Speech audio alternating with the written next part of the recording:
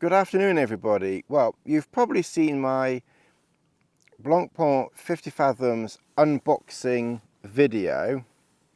So what we're going to do in this video is just have a little rundown so you can get a general feel and understanding of this particular watch. So if we start with the basics, so you have a very beautiful watch face here. This particular piece here is a stainless steel, black bezel, black dial, 45mm across. Strangely and rather unusually, the distance between the points here for a strap is 23mm, which is a little bit of an unusual size. Usually 20, 22, but Blancpain have gone for 23, which might make getting a separate strap a little bit more difficult. While we're talking about the strap, you will notice here that the strap is secured in place by grubby screws that go right through the arm. Sounds rather painful.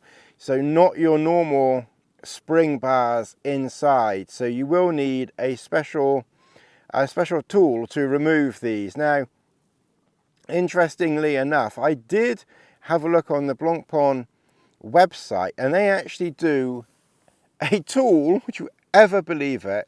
They do a tool which you put the watch in and it like fits over it, and then you put your screwdriver, which is supplied through that, to undo these so you can change your strap using a special Blancpain tool.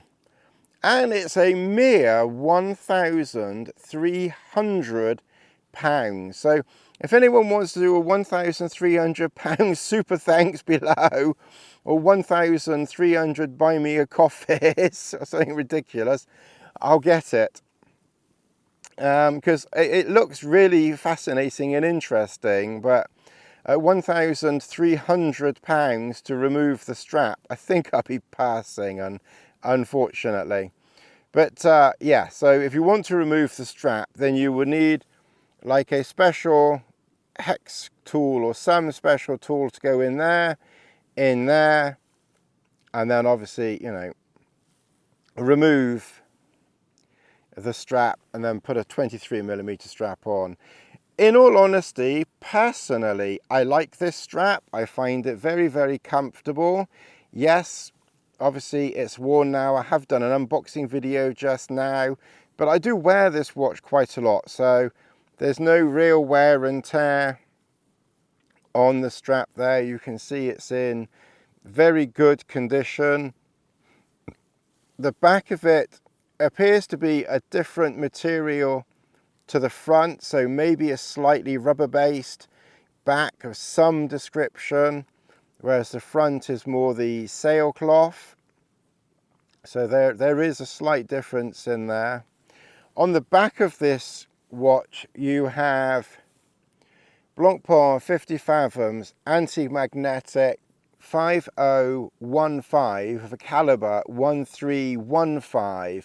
So I can only assume that this number 5456, please put in the comments below, is this the 5456 50 Fathoms in stainless steel 5015 that they have made? You see, we're not an expert on this channel. We'll kind of learn together as we go along. The hands are super legible to read. This is one of the most legible watches that I have. This is easily as easy to read as my Rolex Explorer 2. Those hands are just magnificent to be able to tell the time. Quite often when you have a watch, even some of the Rolex, you have to look at it 2 or 3 times to see exactly where the hands are. The Submariners are pretty easy to read, and the Explorers, but the Daytonas and some of the other ones are just not that easy to tell the time, and you half the time end up double checking your your phone just to make sure you've got the time right. Or in my instance, I double checking with my Garmin Fenix 7X there. These hands are just super easy to read, highly luminescent. This thing just lights the room up. If it was possible for a watch to light a room up, then this one will do that. It's a sapphire crystal glass, and then the bezel around the outside is also sapphire crystal, so it's very shiny. It's completely different to, you know, to your regular Rolex ceramic dial. This is very, very smooth and shiny.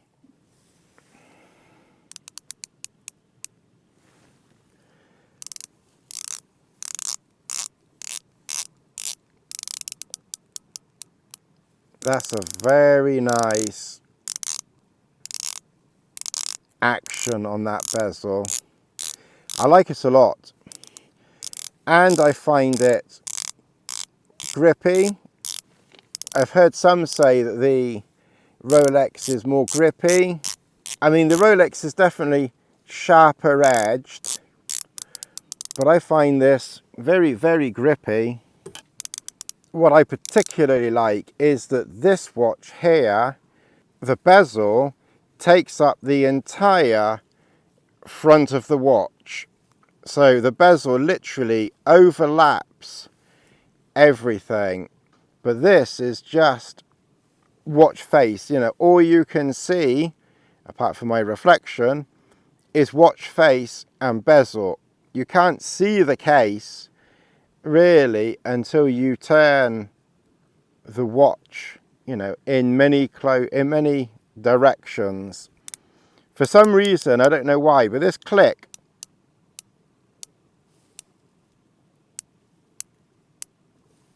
it just reminds me of the film Jaws, when Quint is fishing and you can hear his fishing rod do that click as Jaws is taking the line out to sea. It just always reminds me of that for some bizarre reason.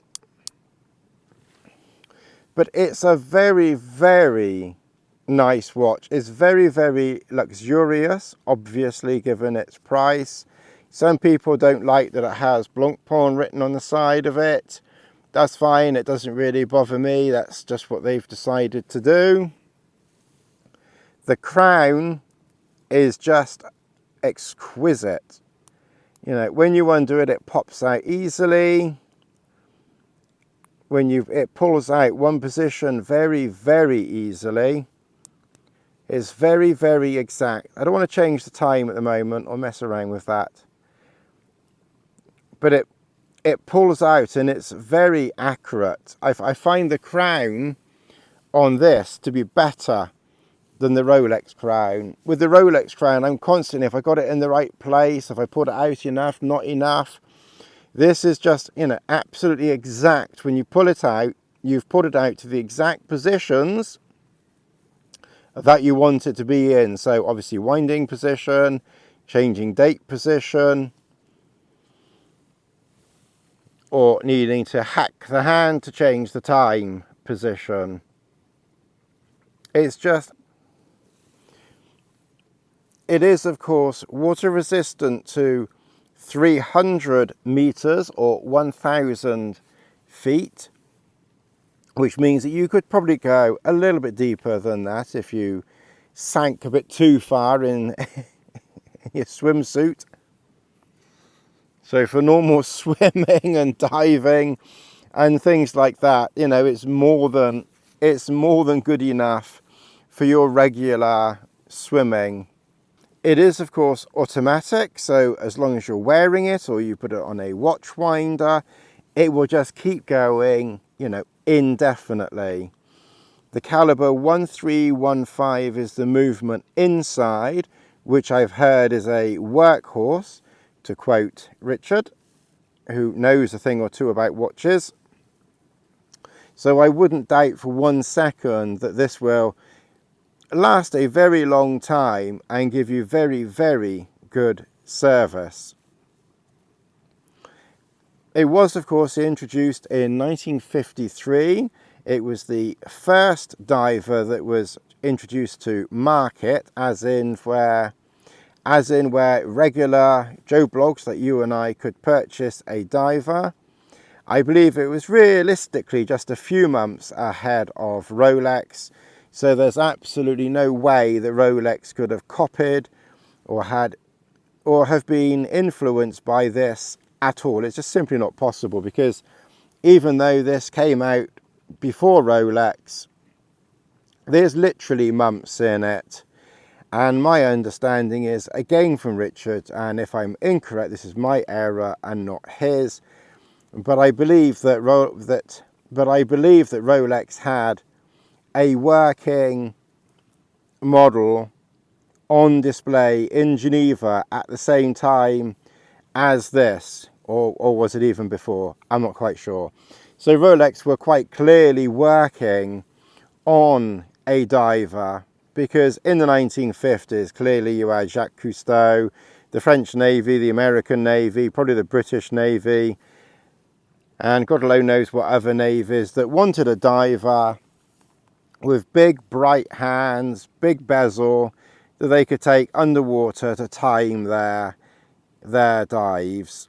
And I thank you very much for taking the time to share my camp, my watch, and I thank you very much for taking the time to enjoy this little video on this watch. If you, one of the few, reaches this far in the video, as always, you are the ones especially that are helping this channel to grow, because people who can get to the end of one of my videos, they're the ones that show YouTube that people are interested, and YouTube will share my videos a little bit more to other people maybe interested in what I'm doing. So if you've got this far, I especially thank you. Until the next video, thanks very much.